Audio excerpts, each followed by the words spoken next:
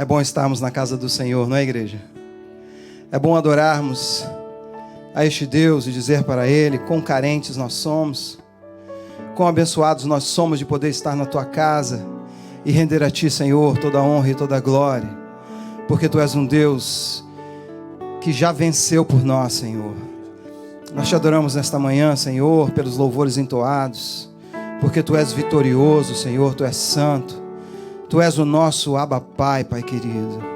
Pai, nesta manhã, Senhor, que Tu venhas continuar tocando aos nossos corações, que o Teu Espírito, Senhor, venha continuar manifestando a Tua glória, a Tua graça, a Tua unção, que vidas sejam quebrantadas, que lares sejam impactados, Senhor, pelo Teu poder.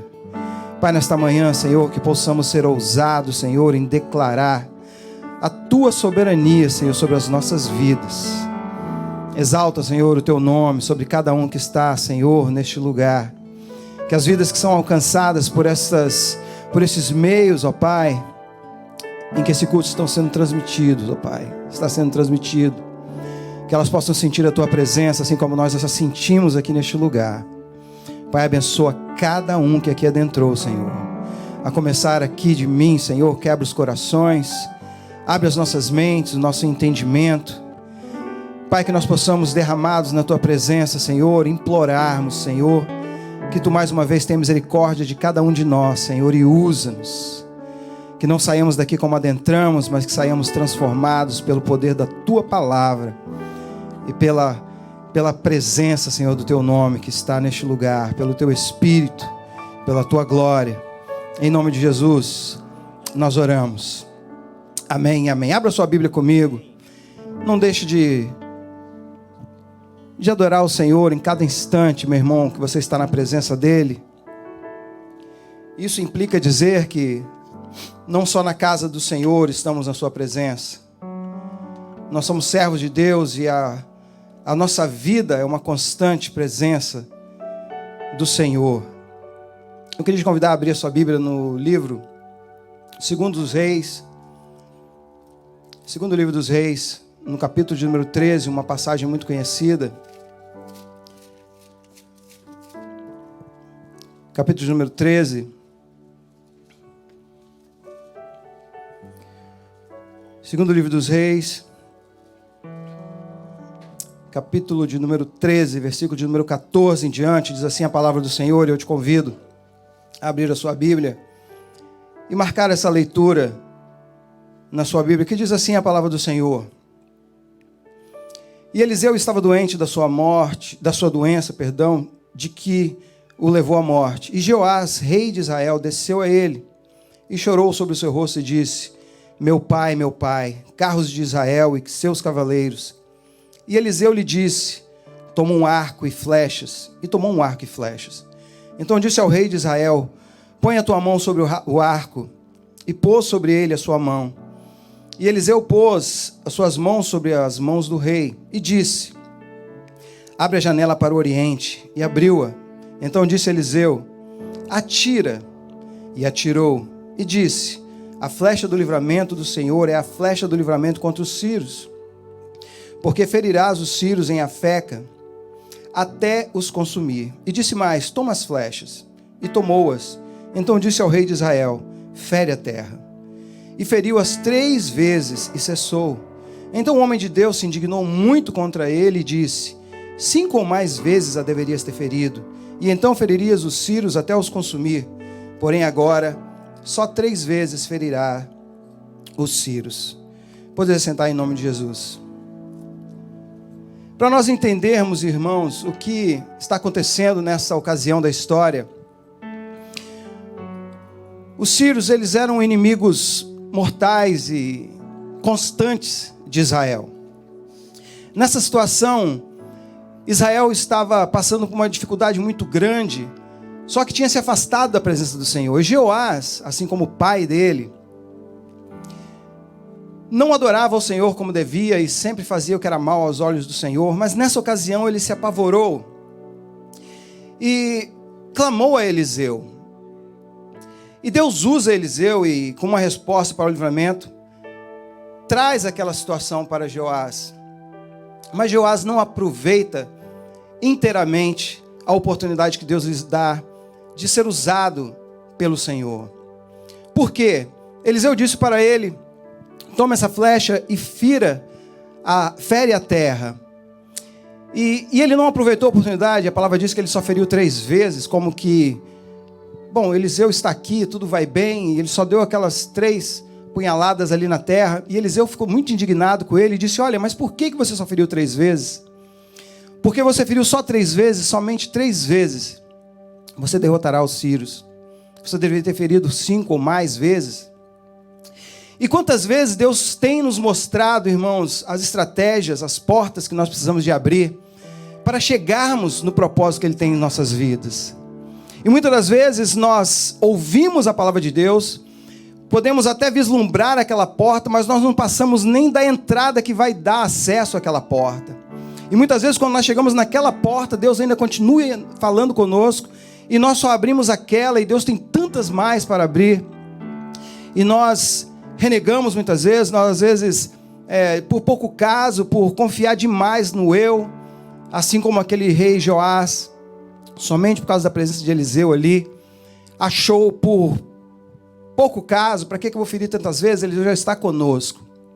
E ele perdeu a oportunidade, assim como muitas vezes nós perdemos a oportunidade de alcançar aquilo que até em sonho muitas vezes o Senhor tem falado conosco, mas quando chega na hora de sermos provados, para experimentar aquilo que você já sonhou, graças ao Espírito Santo que tem te dado esses sonhos, perdemos as oportunidades, e às vezes ficamos reclamando: por que eu ainda não consegui a minha bênção? Por que eu ainda não cheguei lá? Por que aquela porta ainda não foi aberta? Porque nós não tentamos nem chegar naquela porta. Não é que nós não conseguimos abrir a porta, é porque nós não tivemos nem forças para chegar até ela. Foi isso que aconteceu com Israel naquele tempo. Ai, brother, me dá logo aqui.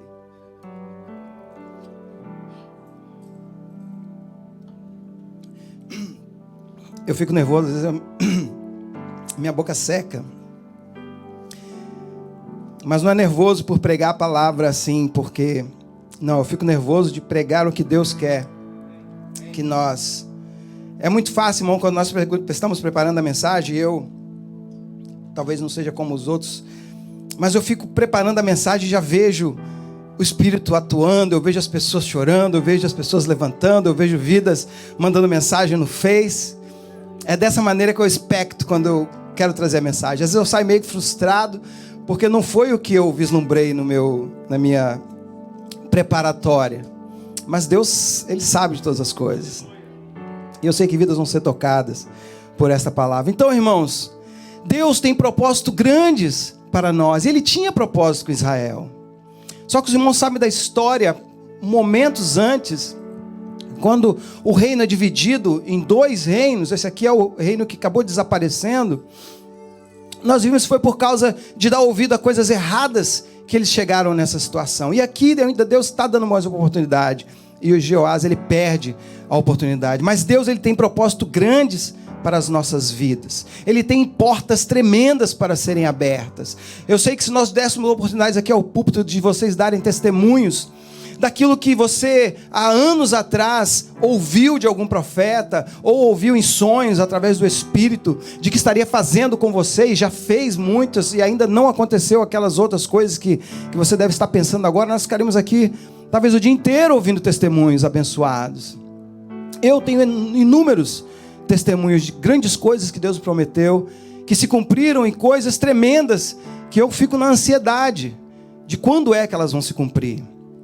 E nós devemos viver nessa perspectiva, irmãos, de estarmos atentos, de quando Deus nos der essas flechas para nós ferirmos a terra, não façamos pouco caso delas, mas que nós possamos usá-las para que essas portas sejam abertas.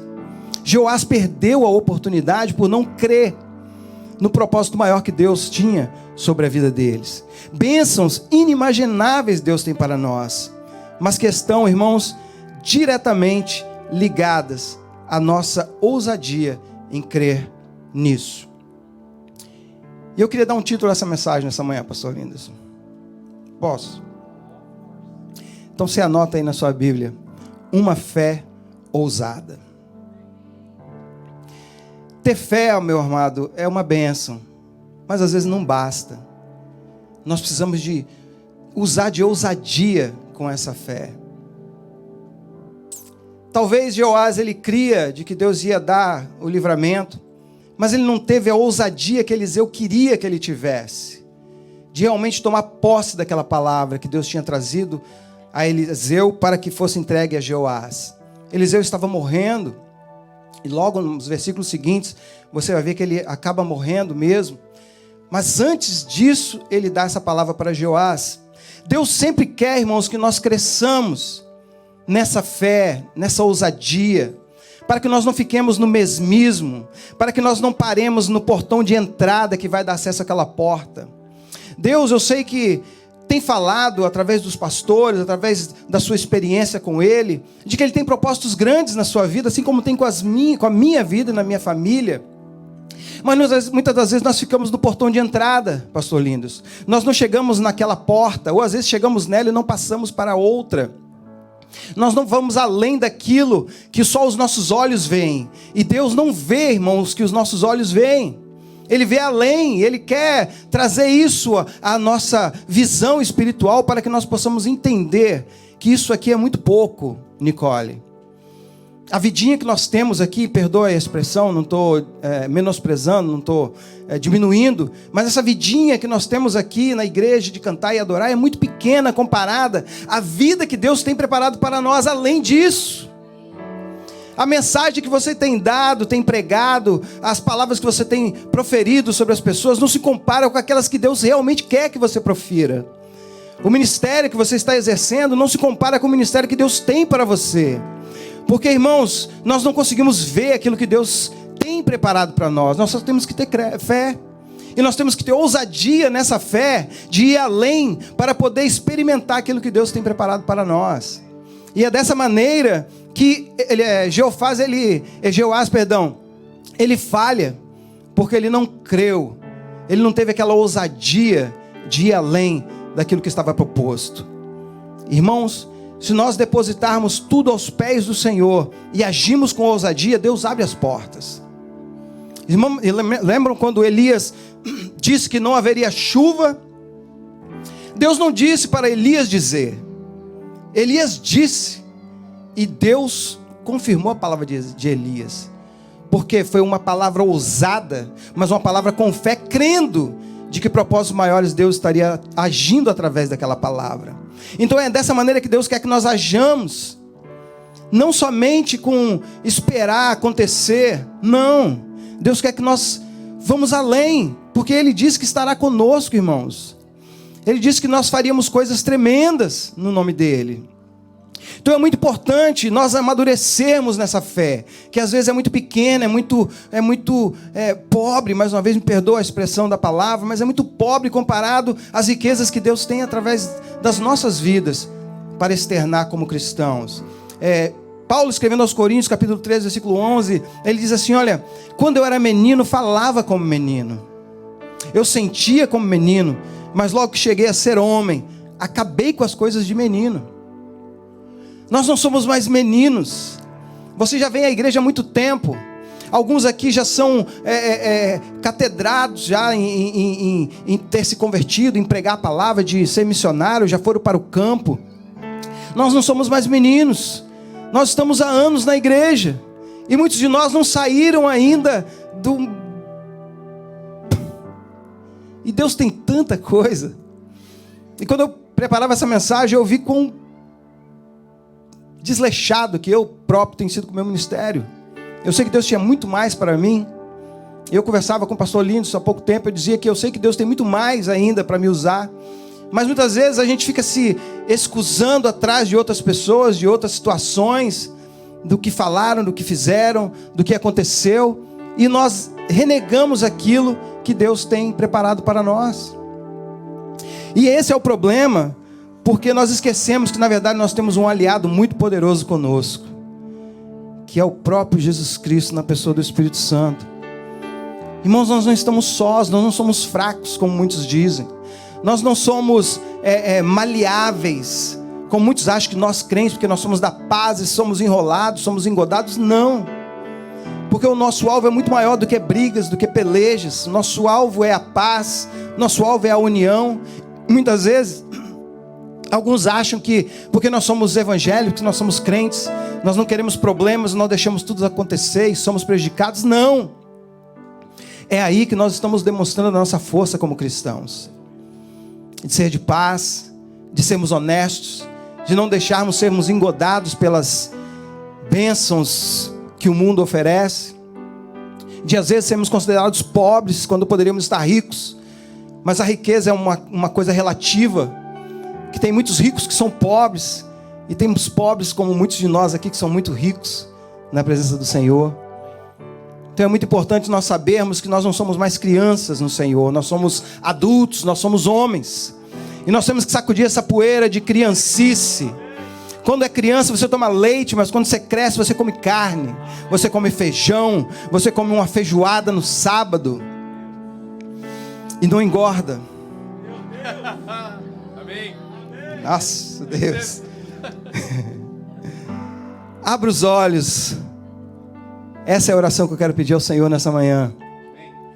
Que nós abramos nossos olhos e sejamos ousados nessa fé, irmãos. Que nós não sejamos como Jeoás, mas possamos ser como outros que a Bíblia tem nos revelado, nos demonstrado. Nós vamos falar sobre pelo menos um ou dois que foram ousados nessa fé que Deus tem colocado, não neles, mas em cada um de nós. Porque o propósito que Deus teve para eles é o mesmo que nós temos. A diferença é a ousadia da fé de cada um deles. E nós às vezes ficamos comparando e ficamos: uau, por que eu não sou como aquele camarada? Por que eu não sou como aquela irmã? Por que eu não tenho aquela família daquele jeito? Por que eu ainda não fui naquele lugar? E nós fomos analisar, irmãos. Ontem eu vi uma reportagem, quem tem a Record talvez viu, um garoto com 23 anos se tornou milionário, pobre na família, e ele começou a estudar e fez direito, mas não exerceu, e começou a estudar porque numa aula dele de administração, sei lá, uma das matérias, ele aprendeu como investir, e com 23 anos ele começou, acho que com 100 reais lá que o pai deu, ele se tornou um milionário com 23 anos. E a repórter perguntava para ele: com 23 anos você se tornou um milionário, e com até 30 anos eu quero ser um bilionário. Irmãos, é assim que nós temos que ser como crentes. Você aceitou Jesus hoje, você tem que pensar que você vai ser um dia um pastor de igreja, um missionário do campo, uma pessoa abençoada, um conferencista. Não olhar para, puxa vida, se eu pudesse ser, não, você pode. Nós podemos, basta nós queremos. Mas esse processo tem um caminho que precisa ser percorrido. Tem coisas que nós precisamos abdicar, tem atitudes que nós precisamos tomar, tem uma fé que precisa ser ousada, não uma fé conformada. E isso tudo às vezes leva tempo, custa. 2 semanas atrás nós pregávamos sobre essas situações que às vezes acontecem conosco, e muitas vezes nós somos chocados com situações, mas nós parece que estamos anestesiados. Mas não é isso que Deus quer para nós, não é isso que Deus queria para Jeoás, para Israel. Mas sabemos do final da história, mas naquele instante ali ele perdeu a oportunidade de ter sido mais abençoados. Não permita, irmãos, não permita que as pessoas lhe mostrem o que Deus não quer te mostrar. Você consegue entender isso? Porque às vezes nós ouvimos até dentro da igreja visões, ouvimos palavras, tudo oposto àquilo que Deus está querendo mostrar para a sua vida, e nossos ouvidos estão tão conformados que nós não conseguimos distinguir que aquilo não é Deus falando conosco, não é aquilo que Deus quer que nós ouçamos, não é aquilo que Deus quer que nós vejamos. Então tome cuidado com isso, não deixe que acontecimentos te façam esquecer do que Deus já fez na sua vida. Às vezes estamos dentro da igreja e vemos pessoas querendo desistir, querendo parar, não estou dizendo sair da igreja, mas sair do corpo de Cristo. E temos muita gente, conheço muita gente, muito cliente, quando a gente começa, às vezes cliente entra lá na nossa loja e o som está bombando lá atrás, pastor Lindos. Tem uma caixinha da JBL lá que o negócio bomba lá atrás. E está tocando aquele louvorzão lá e o cliente está lá no balcão e ele começa a cantar uns versos da música e, consequentemente, a gente, qual que você quer ser? Não sou mais crente não. Eu ia, mas tal. Mas eu gosto das músicas de crente. Gostar de ser crente não vai te levar a lugar nenhum, irmão. Gostar de música evangélica não vai te mover um dedo de Deus sobre a sua vida. Gostar de vir à igreja vai te deixar aqui quando Jesus voltar. Nós precisamos entender que gostar não é o suficiente. Nós temos que ter compromisso com este Deus, com os louvores de Deus, com o barulho de Deus. Isso que é importante para nós como crentes. Essa é a diferença que nós fazemos. Mas há uma história muito interessante. Os mesmos sírios, eles sempre perturbaram Israel. No capítulo 6 do mesmo livro, 2 Reis, fala uma história muito interessante. Fala uma história muito interessante sobre o mesmo Eliseu. Os sírios faziam planos para conquistar Israel e marcavam de atacar Israel naquele determinado lugar. E Deus revelava a Eliseu revelava ao rei, disse: olha, não passe por aquele lugar, não vai ali naquele cruzamento, porque os sírios vão estar lá e você vai ser derrotado. E por algumas vezes aconteceu isso. O rei dos sírios ficou revoltado com aquilo e disse: mas puxa, nós temos espiões aqui dentro que estão nos traindo. E um dos servos dele disse: não é espião, é que tem um profeta em Israel, que o Deus dele fala com ele. O rei fica revoltado com aquilo, irmãos, e manda uma galera, um exército inteiro atrás de Eliseu. Descobriram onde Eliseu estava e eles foram até lá. Os irmãos sabem da história, mas só para demonstrar como nós precisamos amadurecer como crentes e entender que às vezes a circunstância não pode, jamais vai abalar o propósito que Deus tem sobre a sua vida, a não ser que você permita. Porque o propósito de Deus, ele é do momento que você está sendo pensado por Deus até o momento que você parte. Dali para frente é com você, se você vai viver com Deus ou não vai viver com Deus. Mas o propósito de Deus para a sua vida e para a minha, ele é constante, ele é sempre, ele é imutável. Mas muitas vezes nós retemos o propósito. E ali naquela situação, os irmãos lembram que quando o servo de Eliseu sai ali daquela tenda, ele olha para fora e vê aquele exército tremendo, ele volta para dentro correndo e fala: ai meu Deus, ai meu Senhor, porque nós estamos rodeados de um grande exército. E Eliseu, ele sai ali naquela porta da tenda e olha, e eu imagino Eliseu talvez até dando uma risada em cima do servo dele. Diz: camarada de pouca fé. Irmão, é muitas vezes isso que Deus fala conosco, quando uma situação vem no nosso casamento, uma dificuldade vem no governo do país que nós vivemos, uma dificuldade vem com o mundo, com uma pandemia dessa, e nós ficamos: onde está Deus nesta hora? E vemos pessoas: se Deus fosse tão bom, não permitiria uma coisa dessa. E nós às vezes, como crentes, acabamos nos engodando com isso, falando: realmente, por quê? Se Deus é Deus, por que permitiu que a minha mãe morresse com essa pandemia? Que o parente meu morresse, que o outro está lá e nunca mais vai ser o mesmo. Vemos testemunho de pessoas que estão aí com dificuldades respiratórias, problemas terríveis aí por causa das sequelas dessa pandemia. E nós às vezes acabamos nos engodando com isso e damos mais foco na pandemia do que no Deus que está no controle da pandemia. Nós damos mais foco àquele exército do que o Deus que está sobre todo o controle daquela situação. O Deus que falava com Eliseu até poucos dias atrás.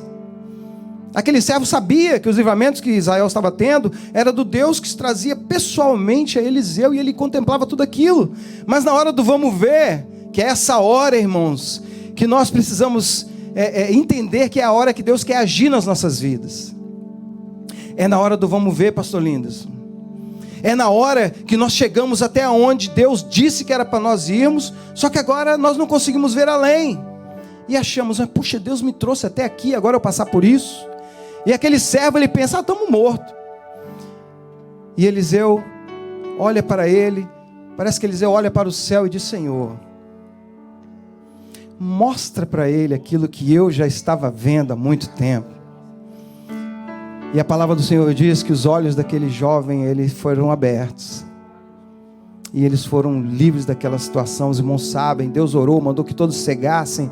Eles ficaram todos cegos. E olha a bênção. Eliseu vai lá, eles não sabiam quem era. Ele disse: olha, vem comigo, eu vou levar até o homem que vocês procuram. E chamou todos eles, levou para dentro do meio do arraial dos israelitas. É assim que Deus quer tratar convosco e comigo. Em meio às situações, irmãos, que estamos cercados dos inimigos, estamos cercados das situações adversas, estamos cercados dos nãos, estamos cercados dos que você não serve para essa situação, estamos cercados daqui até aqui você foi, daqui você não tem como mais ir, daquela situação que não, você foi até aqui, mas olha, isso aí não vai acontecer nunca, isso nunca vai ser assinado, nunca você vai poder comprar isso, nunca você vai chegar nesse lugar que você está almejando estar. Mas você poder olhar para os céus e pedir: Senhor, abra os meus olhos, para que eu possa ver além dessa situação, para que eu possa ver além dessa palavra contrária, dessa situação que muitos têm até confirmado ela em minha vida, mas não é o Senhor que está confirmando. É dessa maneira que Deus quer tratar conosco, amados. Muitas vezes nos sentimos como aquele servo, mas Deus, na verdade, irmãos, quer que você se sinta como Eliseu. Será que tem Eliseus aqui nessa manhã? Será que tem Eliseus aqui nessa manhã, Juninho? Ou pelo menos querem ser como Eliseus aqui nessa manhã? Ou você quer continuar sendo como aquele servo que só vê o problema, só vê a situação, só vê a barreira, só vê chegou com a chave na porta, mas a tramela parece que é diferente, parece que me deram a chave errada. Não, irmãos, se Deus te deu, a porta é essa, o lock é esse aí mesmo, a combinação foi Deus que deu, vai abrir esse cadeado em nome de Jesus. É isso que Deus tem programado para nós. Não tem enganos, irmãos. Se Deus mandou, não há enganos. Não há porta errada. Não há chave trocada. Não há combinação que não bate.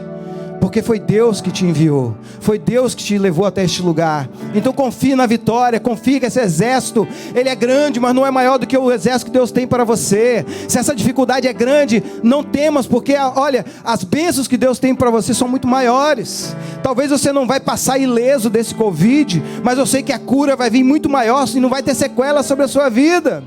Temos pessoas aqui que foram acometidas, estão bem, né, pastor Lindos? Né, irmã Denise? Glória a Deus. Não sei se tem mais alguém aí. Se tiver, faz assim. Irmão Marcelo, irmão, ixi, ainda bem que eu não estava no culto quando vocês vieram, hein? Mas graças a Deus, irmãos, lá em casa fomos livres. Mas não porque eu tenho medo do Covid, porque eu sei que mesmo se eu fosse acometido, se eu for acometido, graças a Deus também tomamos a primeira dose da vacina, estamos esperando a segunda, e glória a Deus por isso. Mas eu quero dizer uma coisa, mesmo se vier a Covid, irmãos, eu sei que o Deus que está atrás dessa Covid é muito maior do que qualquer problema que ela venha causar. E mesmo assim, irmãos, mesmo assim, como o salmista diz, olha, ainda que eu ande pelo vale da sombra da morte, eu não temerei mal algum, meu irmão. E mesmo que eu chegue a descer até a morte, Paulo diz, olha, eu estou aqui, mas eu preferia estar com Cristo já. Mas já que eu estou aqui, eu vou servi-lo com alegria. Essa é a nossa vontade como crentes, mesmo vivos é Cristo, e se eu morrer é a glória. Nós não podemos ter medo dos problemas, nós não podemos ter medo das enfermidades. Claro, nós temos que nos preparar, nós temos que nos medicar, se Deus orientar, temos que nos medicar, é claro, temos que tomar as vacinas, é claro, não vou fazer apologia à vacina aqui, mas eu estava ansioso para tomar, e tem gente que não vai tomar, e glória a Deus, talvez a sua fé nessa situação é maior do que a minha, mas talvez é doideira também, mas Deus, irmãos, Deus usa homens. Você tem dor de cabeça, você toma eu gosto de tomar, como é que é o nome do negócio? Neosaldina. Eu gosto de tomar Neosaldina, irmãos. Mas essa semana eu estava com a dor de cabeça tão grande, que eu tomei 2 durante o dia. À noite eu fui falar com ela, falou, não, chega de Neosaldina, toma um... Toma um quê? Enxaque, toma um enxaque. Mas você já toma e deita.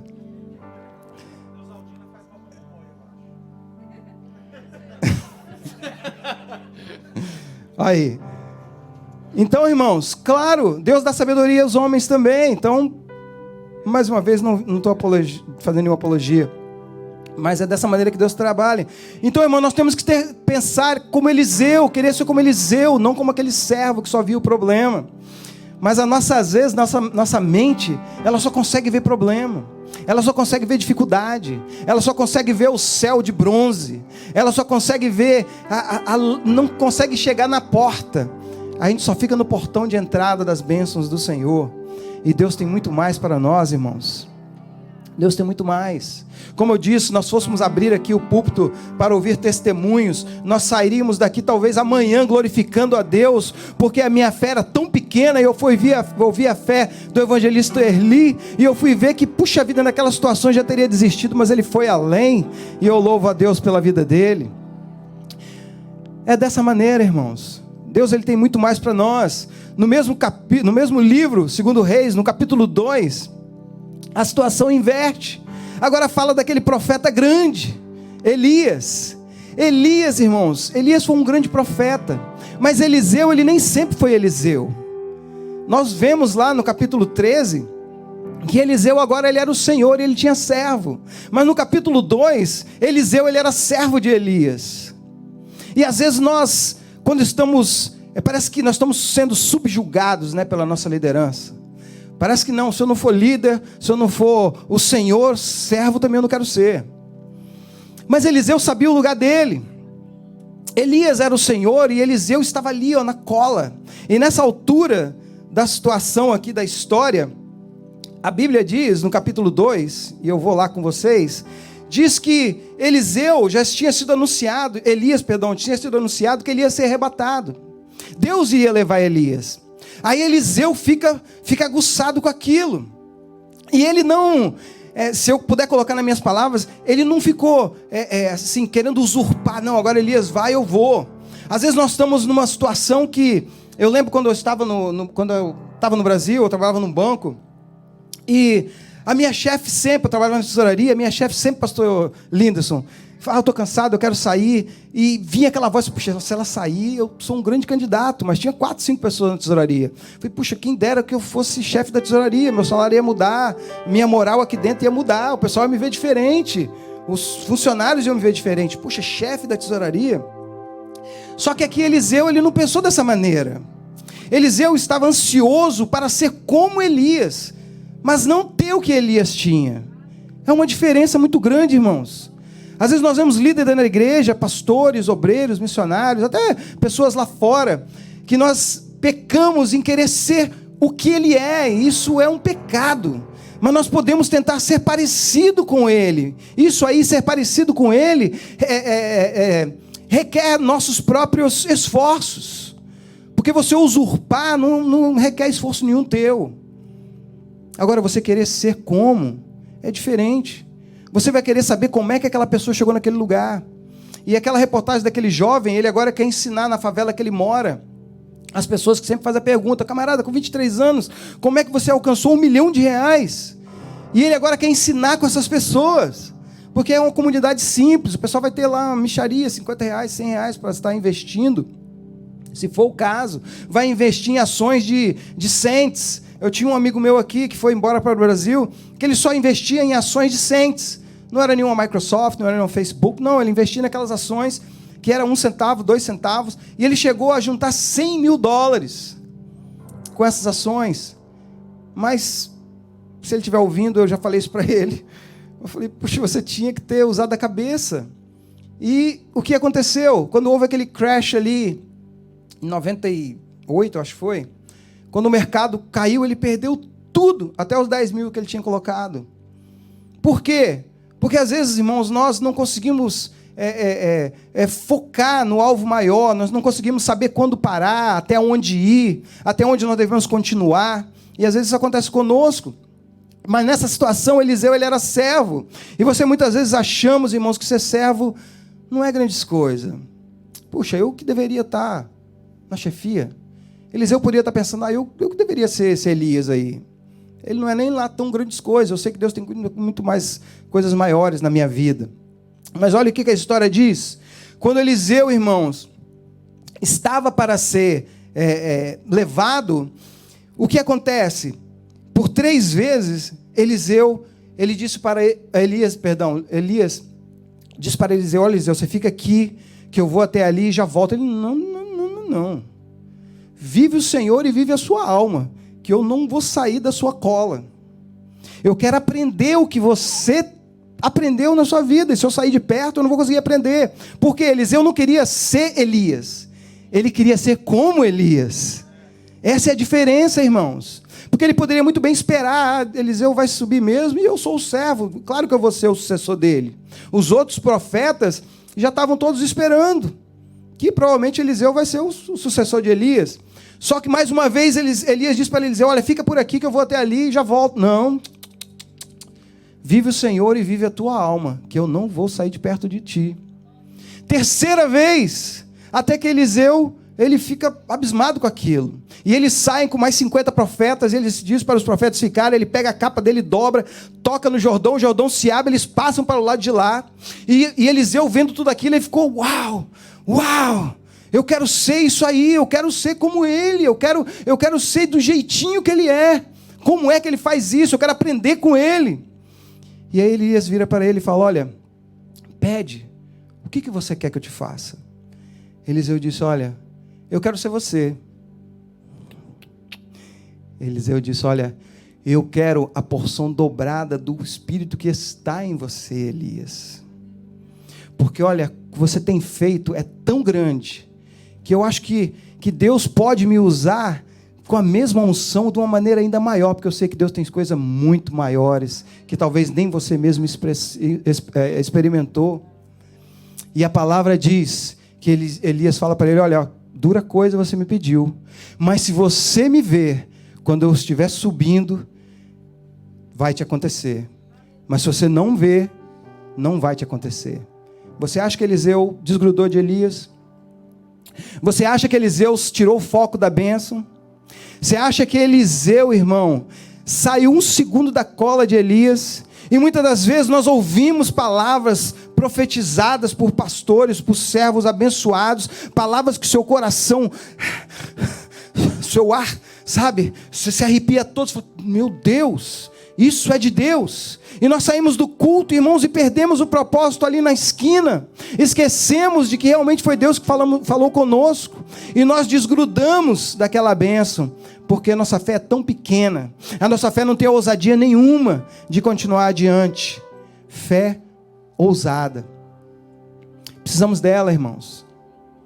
E a palavra do Senhor diz que quando Eliseu estava sendo levado naquele redemoinho, Eliseu estava lá. Irmão, não perca a oportunidade.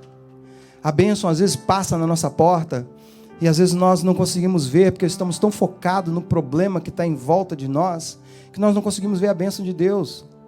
E às vezes nos atrasamos, ficamos retraídos, nosso ministério não evolui, aquilo que Deus tinha projetado para nós lá, tinha trazido em profecia para nós há anos atrás, nunca se cumpre, e nós começamos a ficar cansados com aquilo.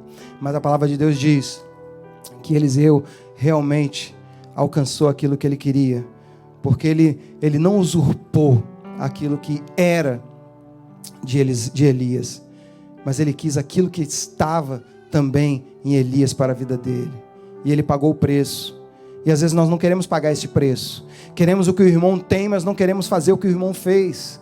Nós queremos o que aquele empresário tem, mas não queremos trilhar tudo, as escolas que foram, os pagos, as situações que passou, as dificuldades que ele passou. Às vezes nós vemos empresários bem-sucedidos e chegam pessoas e, poxa, tá bem. Uau, Erli, sua companhia, uau, irmão, uau. Chegou ontem, como diz o outro, acabou de entrar no ônibus e já quer a janela, né? É assim? Mais ou menos isso, né? Irmãos, tem um preço, o que Deus tem para a sua vida não vai ser de mão beijada, porque Jesus, ele pagou um alto preço, um preço muito grande. E isso, irmãos, ele fez para nós de graça, mas não é de graça chegar até onde ele quer que você chegue. As promessas são grandes, e às vezes nós só alcançamos aquele pouquinho, porque nós não vamos além. Nós não vamos além daquilo que só os nossos olhos contemplam. Mas Eliseu foi, ele foi adiante, e ele chegou até onde o coração dele estava almejando. Porção dobrada, irmãos, é isso que Deus tem para a sua vida. uma porção dobrada de felicidade, uma porção dobrada de paz na sua casa, uma porção dobrada de unção de Deus sobre a sua vida, uma porção dobrada de bênção sobre a sua casa. É isso que Deus quer, irmãos. Deus não quer que nós soframos, Deus não quer que nós passemos necessidades, apesar do que muitas vezes nós passamos por umas dificuldades, mas nunca necessidade. Eu não conheço ninguém aqui que passou fome. Se tem, irmãos, analise direito se foi fome. Fome é você cozinhar pedra na África, em água quente, lá com sal, e dizer para os filhos que é sopa. Isso é passar fome. E às vezes nós reclamamos: puxa, passei necessidade. Não tinha picanha na minha geladeira, só alcatra.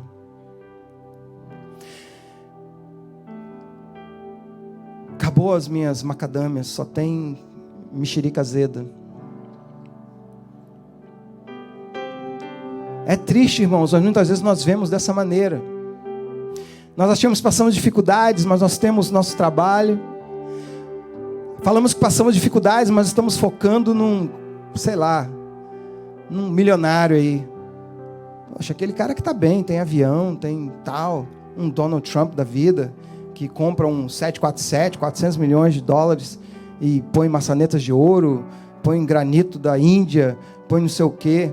Claro, realmente, eu não posso me comparar com um camarada desse. Se eu for me comparar com um cara desse, eu sou o inseto do...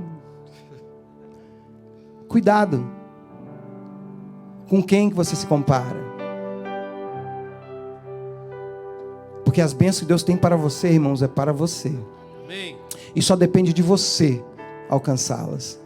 O ministério que Deus tem para a sua vida é para a sua vida, não é para a minha vida. Essa mensagem ela é coletiva, mas ela é individual. As promessas de Deus são para todos, mas são finais, são diferentes para cada um de nós. E às vezes não adianta você querer o que o seu irmão tem, porque não é o que Deus tem para a sua vida. Muitas vezes é muito maior do que aquilo que o seu irmão já tem. Fé ousada. Veja como muitos dizem ter fé, mas não têm a ousadia de viver em fé e pela fé. Mas como assim? Irmãos, se nós cremos que Jesus, Ele é o nosso Salvador e Libertador, por que não nos entregamos totalmente a Ele? Por que nós ficamos com resenhas às vezes? Por que nós colocamos partes da nossa vida nas mãos do Senhor e a outra parte nós tomamos para nós? Há uma ilustração que eu acho que o pastor Eliseu trouxe uma vez aqui, de um homem que estava dirigindo numa tempestade de neve pela 93, e ele, dirigindo ali, quase não vendo nada, ele olha e vê Jesus parado no caminho, e ele para, abre o carro, e sai do motorista e vai para carona, e oferece carona para Jesus, mas dá a direção para ele. É isso que nós temos que fazer. Muitas vezes nós queremos abrir a porta do carro, mas colocar Jesus no carona, e nós continuamos no leme, nós continuamos na direção. Não é assim que Deus trabalha. Deus não está no carro conosco para ficar no banco de carona. No banco de carona Deus não anda conosco, irmãos, porque Ele vai acabar se acidentando, Ele também. Porque os nossos pensamentos são tortos, nossos projetos não têm sucesso nenhum, a nossa vida só vai de mal a pior. Quando Jesus está no controle, a coisa muda. Não há tempestade, não há deslizamento, você não vai ter medo da neve, você não vai ter medo das provações, o destino, você vai chegar no horário certo, não vai ter acidentes na estrada, quando Jesus está na direção. E às vezes nós queremos abrir negócios, mas nós queremos tomar o controle, nós consagramos ao Senhor, mas continuamos no controle, nós constituímos família, mas nós não deixamos que Deus direcione o nosso relacionamento. Nós temos filhos, mas queremos nós educá-los com as nossas próprias vontades, não colocamos Deus e clamamos: Senhor, nos ajude, me ajude, Senhor, a educar os meus filhos. A palavra do Senhor diz, irmãos, olha, guia os teus filhos, ensina os teus filhos, mas é no caminho do Senhor, não é no seu caminho. E às vezes eles crescem, nós os gloriamos: uau, pastor Lindos, fui um excelente pai, meu filho é uma bênção, graças a Deus, porque, aliás, graças a mim, porque eu fui um bom crente e eu que ensinei para eles tudo isso. Não, irmãos, eu fui um bom crente e Deus me usou para ensinar para eles aonde é que eles estão hoje. Essa é a diferença. É assim que nós temos que ser. Então, por que às vezes nós dizemos que queremos tanto em Jesus e não deixamos Jesus administrar a nossa vida 100%? Tomamos atitude, fazemos planos, E lá em Tiago escreve, se eu não me engano em Tiago, ele diz assim, olha, não diga que amanhã você vai fazer isso, você vai fazer aquilo. Ele diz, olha, se Deus quiser, amanhã eu vou fazer isso, vou fazer aquilo. Ele escreve e diz, olha, não faça planos por conta própria. Confie em mim. Faça planos, mas me inclua nesses planos, porque aí vai dar tudo certo. E às vezes não. Nós achamos que nossos planos vão alcançar os alvos que nós queremos. Você lembra da história, irmão? Interessante, está lá em João, capítulo 14, versículo 12. Por quê? Porque tudo depende, irmãos, da nossa atitude. Em todo instante, irmão, o Espírito Santo nos avisa e nos adverte de como precisamos mudar as nossas atitudes. E hoje Ele está falando conosco de como nós devemos de mudar a nossa atitude como crentes. Mudar a nossa atitude de quando sermos confrontados com aquela flecha. E Deus diz, olha, vai aí, fere aí que eu vou te abençoar as vezes que você ferir. E só porque Deus falou com você, você não, só vou ferir uma vez, Deus já falou comigo. E provavelmente a vitória é certa, porque o meu Deus é vitorioso. Como nós cantamos aqui nesta noite. A vitória já é do Senhor, Ele é o Senhor dos exércitos. Irmão, Ele é o Senhor dos exércitos, mas você é o soldado que vai vencer a guerra junto com Ele. Irmãos, quando eu estava no exército, assim como o Juninho, nós fazíamos simulação de combates, de guerra, aquilo tudo, e havia um escalão. Todo mundo tem o seu papel numa guerra. Não pense porque você teve George Washington como seu general de guerra, que você vai ganhar a guerra. Não. A graça e o conhecimento que ele tinha como um grande estadista, e como um grande estrategista, foi passada para os seus subordinados, os seus tenentes, os seus capitães, os seus sargentos, os seus soldados, seus cabos, os seus líderes de morteiro, os seus líderes de ponto 50, de ponto 30. A estratégia toda foi montada. É dessa maneira que Deus trabalha conosco. Ele é o general de guerra, mas Ele nos coloca em posições estratégicas. Uns vão operar um canhão, outros vão operar uma bazuquinha, outros vão operar um morteiro, outros vão operar uma ponto 50, outros vão operar uma ponto 30, outros vão na linha de frente, outros vão ficar só como os que vão estar na retaguarda se algo acontecer, e todo mundo vai junto, porque Ele é o nosso general. É assim que Deus trabalha. É assim que Deus trabalha. Por isso que Ele fala que a igreja é um corpo, e cada um faz parte de uma parte dele. O corpo precisa das mãos, precisa dos pés, precisa dos dedos, precisa dos olhos, precisa dos ouvidos, precisa de tudo. Porque se não for assim, ele não funciona. E tendo Cristo como cabeça, ele vai funcionar bem. E às vezes, irmãos, nós não mudamos a nossa atitude. E é interessante que no capítulo 14, versículo 12, do livro de João, Evangelho segundo João, há uma história interessante. Os irmãos lembram que havia um jovem que era possesso, e ele se machucava, aquela coisa. O pai chama os discípulos, Jesus manda os discípulos vão para tentar expulsar aqueles demônios, e eles chegam lá, passam vergonha, Juninho. Eles chegam lá, não conseguem expulsar o demônio, porque eles estavam tão, me perdoa colocar isso, é uma analogia minha, eles estavam tão confiantes. Caramba, Jesus, nós somos discípulos. Nós somos discípulos. Nós estávamos com Jesus esse tempo todo. O que vai ser um demôniozinho para a gente expulsar? E eles chegaram lá, foram envergonhados, não conseguiram expulsar os demônios. Eles voltam até Jesus e falam, Senhor. Jesus vai lá, expulsa o demônio, e eles chegam para o Senhor, Senhor, por que nós não conseguimos? E talvez Jesus poderia ter dito, porque vocês estavam como Joás. Vocês tinham que ter usado toda a sua força, toda a sua fé, toda a ousadia que eu tenho pregado para vocês, e vocês chegaram lá com a confiança de si próprios. Por isso que vocês não conseguiram.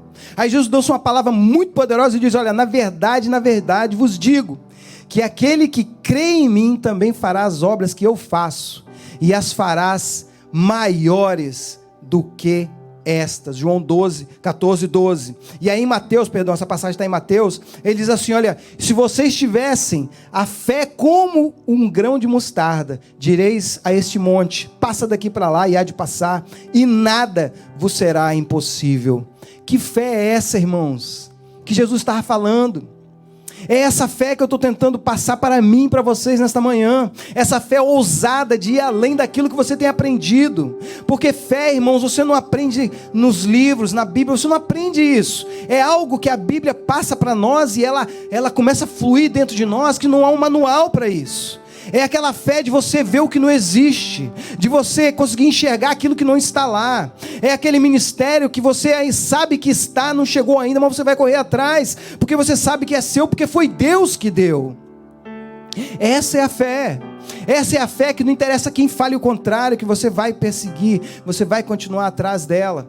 Isso é a fé ousada que eu queria trazer para nós nesta manhã. Essa é a fé que Jesus queria passar para aqueles discípulos. Ele disse: olha, se você tivesse a fé como o grão de mostarda. Engraçado, não sei se é na minha versão, mas ele não diz, olha, como do tamanho de um grão de mostarda, fé pequena, não. Ele diz, olha, como um grão de mostarda. Ele é tão pequenininho, mas ele não fala isso. Fé como um grão de mostarda. Parece que o grão de mostarda era um ser vivente ali.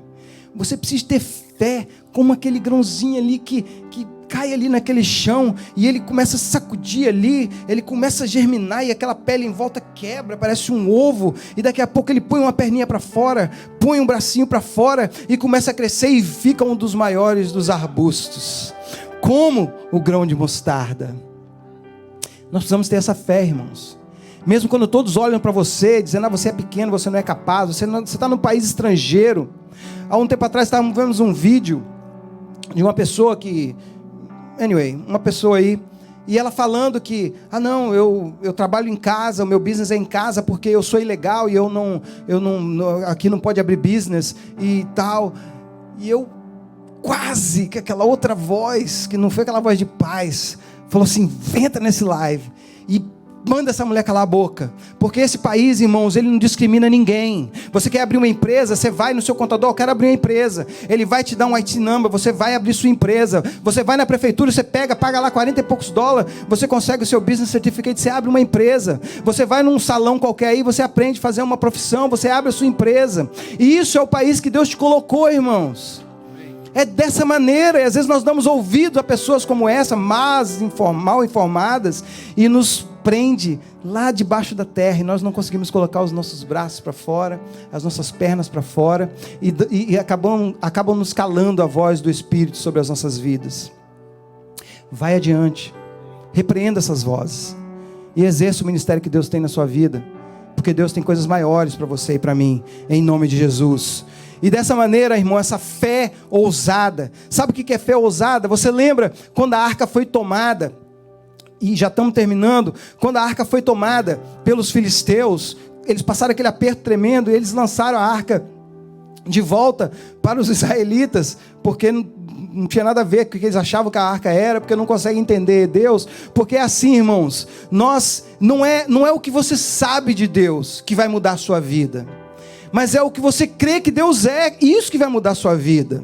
Vemos teólogos aí que só conhecem Deus, mas não creem em Deus. Vemos físicos, vemos sábios aí que conhecem muito sobre Deus, sabem a Bíblia melhor do que muitos de nós crentes, mas não creem no Deus da Bíblia.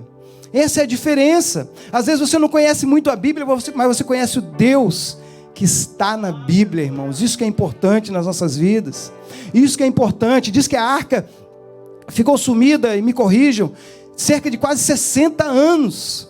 Parece que ficou, pelo menos esse tempo todo, ou no mínimo 20 anos, na casa de Abinadab. E a Bíblia diz, irmãos, que nada aconteceu na casa de Abinadab. A arca do Senhor, a arca que os sacerdotes levavam na frente da batalha, e eles não tinham como perder. A arca que Deus instituiu, Deus mandou construir. A arca que era a presença de Deus. Nada acontece na vida de Abinadab. E Davi pega a arca agora, depois de 60 anos quase. Davi pega a arca, e os irmãos sabem da história, ele peca porque não soube manusear a arca e morre ali. Uzias, né? É Uzias? Uzá morre, e o pessoal fica com medo, mas o que eles pegam? Pegam a arca e colocam na casa de Obed-Edom. Obed-Edom, irmãos, nós que cremos na presença do Senhor, não interessa quanto você conhece de Deus, interessa o que você sabe quem Deus é. A arca ficou lá 60 anos, no mínimo 20, não vou especular. Nada aconteceu na vida dele. E nós vemos às vezes crentes dentro da igreja, 50 anos, celebram bodas de prata, bodas de não sei o que, de crente, mas continua com a mesma vida medíocre. Me perdoe a expressão, uma vida medíocre. Porque não serve ao Deus que nós servimos. Porque se servisse, irmãos, teria uma vida muito melhor. A arca fica lá, nada acontece. 3 meses na casa de Obed-edom. A Bíblia diz que a casa de Obed-edom e toda a sua família foi abençoada, porque a presença de Deus se fez presente naquele lugar, porque ele não quis saber, essa aqui é a arca que Deus... Não, essa aqui é a presença de Deus na minha vida. Isso faz toda a diferença. Essa é a atitude que nós temos que ter, irmãos, como servos de Deus. Você não é apenas um camarada que no meio de um culto, no apelo, levantou as mãos e disse, aceito Jesus e tudo. Não, você é um camarada que levantou as mãos e falou, agora em diante eu serei um servo do Deus vivo, e aonde eu puser a planta dos meus pés fará diferença. Quando eu abrir a minha boca, palavra de vitória vai sair. A minha vida vai mudar a partir de hoje, não porque eu conheço Deus, mas é porque eu sei quem é Deus na minha vida. Eu reconheço o sacrifício dele na cruz do Calvário. É isso que Jesus faz conosco. Quando eu era menino, eu agia como menino, falava como menino, pensava como menino, mas agora como adulto, como homem, a história é diferente, irmão. Nós não podemos continuar no mesmismo. Quando se levantarem contra ti, você pode dizer, eu sei em quem tenho crido, e no tempo certo ele se levantará em meu favor. Quando disserem que você é um derrotado, você pode dizer, olha, posso todas as coisas naquele que me fortalece. Quando você se sentir debilitado, você pode dizer, olha, quando estou fraco, é aí sim que eu estou forte. Quando se sentir triste, meu irmão, você pode dizer com todas as palavras, com um sorriso no rosto, e dizer assim, olha, a alegria do Senhor que eu sirvo é a minha força. Essa é a atitude que nós devemos ter. Essa é a atitude que Jeoás não tomou naquele momento. Ele não conseguiu ver além daquilo que estava exposto na frente dele. A arca foi uma bênção, mas só transformou a vida de Obed-edom. Abinadab não conseguiu entender a presença de Deus na vida dele. E muitas vezes, irmãos, estamos dando à igreja e a situação é a mesma.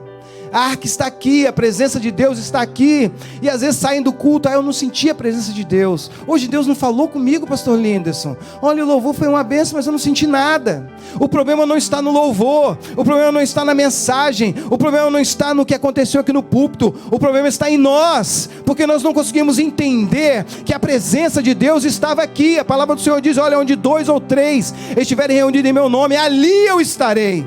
Se você não sente a presença de Deus, é porque você não consegue entender essa palavra. É porque você está dizendo, sabe o que? Eu sou igual a todos que estavam lá dentro, nenhum deles entendeu. E eu repreendo isso em nome de Jesus. Porque se eu estiver no culto, irmão, você tem que sentir a presença de Deus. Porque eu saio da minha casa crendo que Deus está aqui, que Deus vai estar aqui, que Ele vai usar o louvor, que Ele vai usar o mensageiro da noite, que Ele vai usar aquela cantora que estará ministrando uma canção aqui ao Senhor. É dessa maneira que nós precisamos sair dos nossos lares e entender que eu tenho que sair diferente. Eu tenho que sair alegre, eu tenho que sair transformado, eu tenho que sair renovado.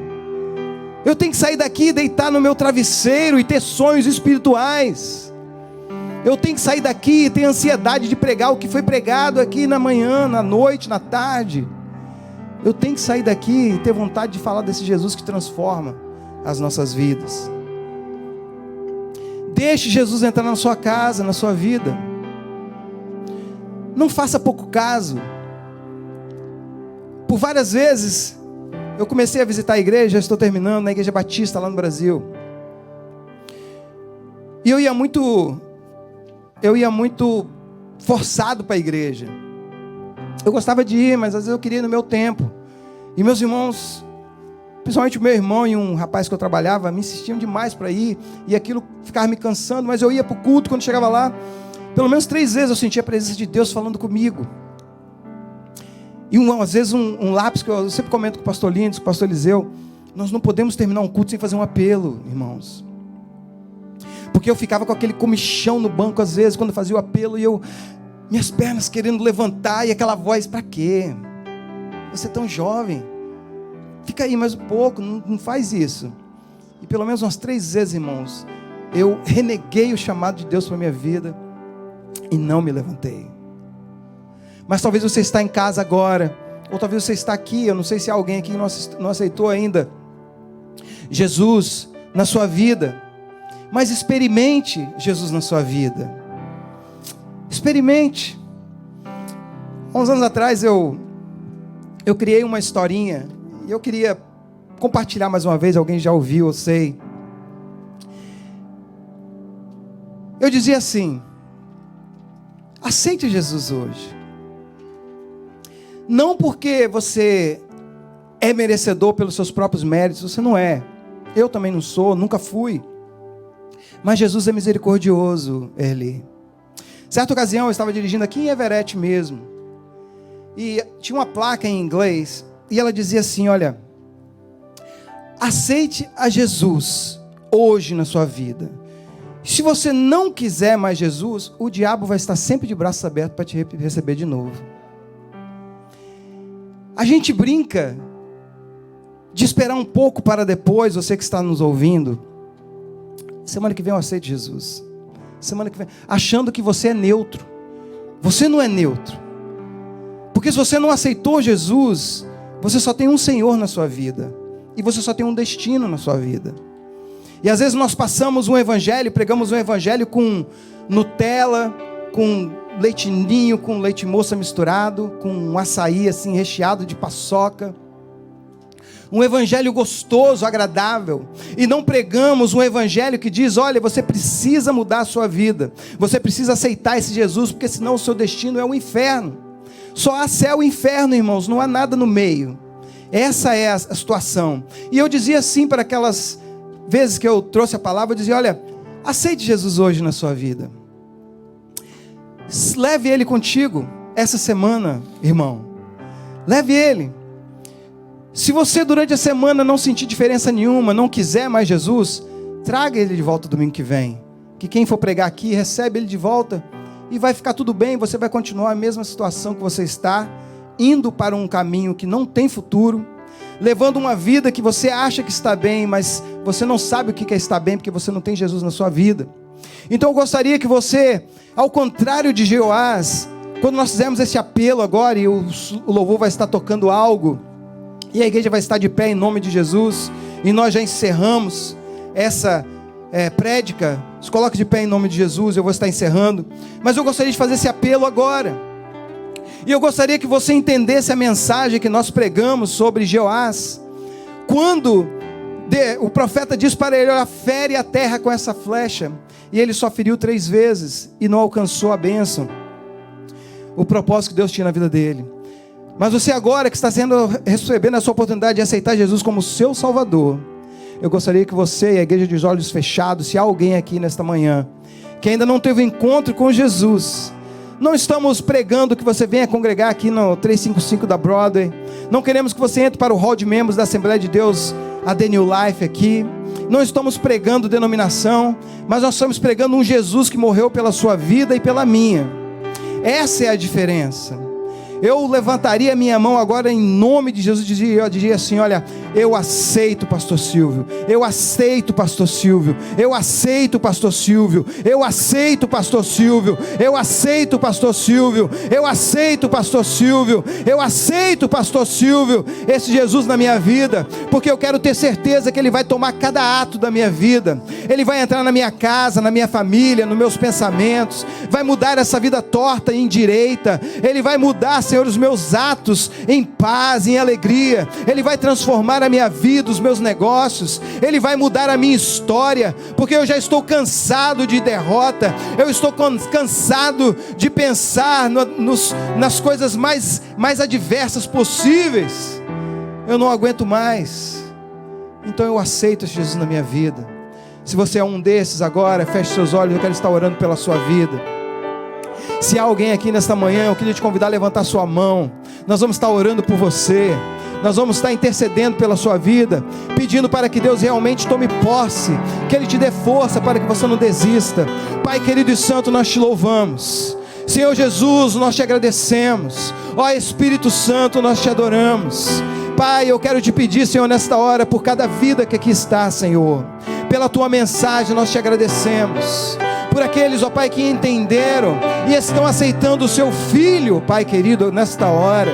o sacrifício que transformou, o sacrifício que nos lavou de todo pecado, o sacrifício que nos garantiu a vida eterna, o sacrifício que tem nos sustentado até aqui, Senhor, nesta hora. Entra nessa casa, entra nesse jovem, entre neste homem, nesta mulher, entra nessa necessidade, Senhor, traz a cura, traz a paz espiritual e física, Senhor. Pai, que nesta manhã, Senhor, possamos mudar a nossa atitude e que a nossa fé seja uma fé ousada, Senhor, que não sejamos conformados, mas que possamos, ó Pai, ser ousados, ó Pai, e ir além daquilo que está ao nosso alcance, Senhor, porque, Senhor, sabemos que quando chegamos aí, a porta que está fechada se abre, Pai, a barreira que está à nossa frente cai, Senhor, as pessoas más, Senhor, são derrotadas, os nossos inimigos, Senhor, são vencidos, porque nós cremos, Senhor, que Tu está no controle de todas as coisas e que nós fazemos parte, Senhor, deste grande propósito que Tens para as nossas vidas. Em o nome de Jesus, Senhor, receba todo o ato deste culto para a glória do Teu nome.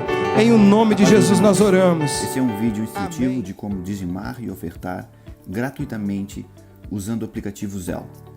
Vários bancos já usam o Zelle dentro do seu próprio aplicativo para transferências de dinheiro. Mas, se o seu banco não usa Zelle, você pode baixar o aplicativo gratuitamente na sua loja de app para Android ou iOS e transferir do mesmo jeito. É bem simples realizar a transferência via Zelle. Primeiro, você deve abrir o aplicativo do seu banco. No nosso caso, nós estamos usando aqui o aplicativo do Bank of America. Em seguida, você deve procurar no aplicativo o ícone do Transfer Zelle. No nosso caso, está aqui na parte inferior da tela. E tocar nesse ícone. Logo em seguida, você vai tocar em Send. E então, você terá que inserir os dados da igreja. Bom, para fazer essa transferência, basta você inserir o número de telefone que está vinculado à conta da igreja. No nosso caso, o número é o 617-543-6073. E em seguida, você clica em Send Money. Bom, agora você vai poder conferir o número de telefone que você digitou e logo abaixo o nome da nossa igreja. Bom, está tudo certo. Agora você insere o valor que você quer enviar como dízimo e como oferta. Logo depois, você clica em continuar. Aqui nós temos todas as informações da sua transferência, o valor, o número do telefone e o nome da nossa igreja. Na parte inferior aqui da tela, você pode tocar em Send. Pois bem, é isso daí. Já está tudo certo. Você já enviou o seu dízimo e a sua oferta e cumpriu o seu papel de ser fiel a Deus em todas as circunstâncias.